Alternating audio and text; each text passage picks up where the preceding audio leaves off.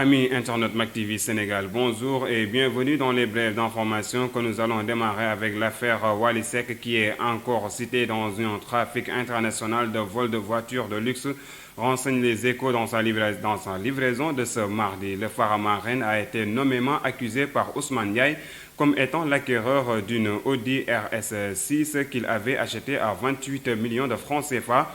La transaction a eu lieu le 26 juin dernier chez lui à Ngor.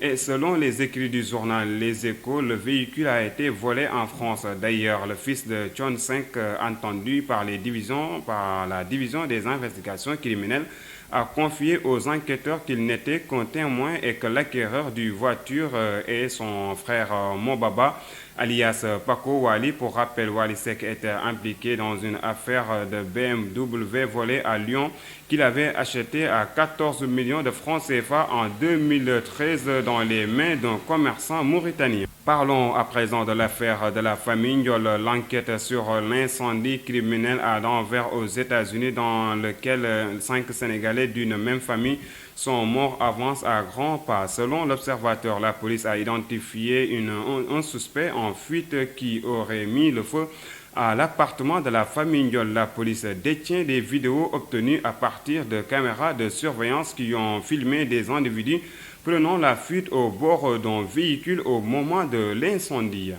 Les prisonniers de la MAC de Thiès en deuil, Souleymane Thiam, ont détenu à la maison d'arrêt et de correction de Thiès, âgé de 33 ans, a perdu la vue ce lundi en prison. Il aurait eu un malaise vers 11 heures avant de rendre l'âme, selon les explications fournies par la famille. Marié et père de 2 enfants, le défunt espérait bénéficier d'une liberté provisoire ce mardi. Il était incarcéré pour une affaire de vol présumé.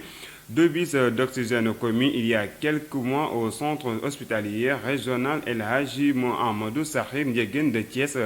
Le corps sans vie a été déposé à la morgue du centre hospitalier régional El Hadji Amadou Sakhir Ndiéguène de Thiès pour les besoins d'une autopsie, rapporte le journal LAS qui donne l'information. Restons dans les prisons pour parler cette fois-ci du mouvement d'humeur des prisonniers de la maison d'arrêt et de correction de Mbour.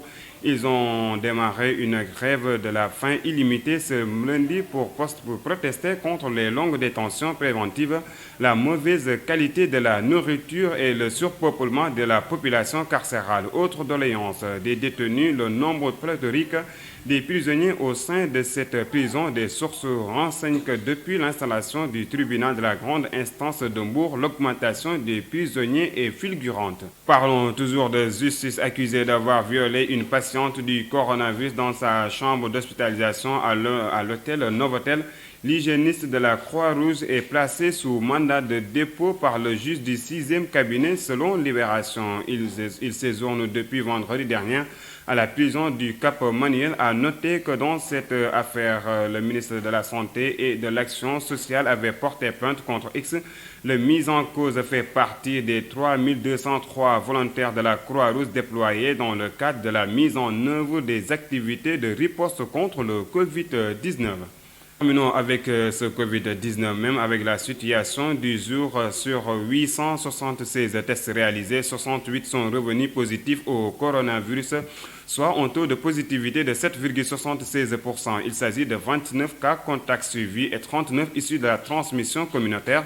Cependant, 59 patients ont été testés négatifs et déclarés guéris. 49 cas graves sont pris en charge dans les services de réanimation et 2 nouveaux décès liés au Covid-19 ont été enregistrés dans la journée d'hier. À ce jour, donc, le Sénégal compte 11 380 cas positifs, dont 7 449 guéris et 238 décès et 3 692 encore sous traitement.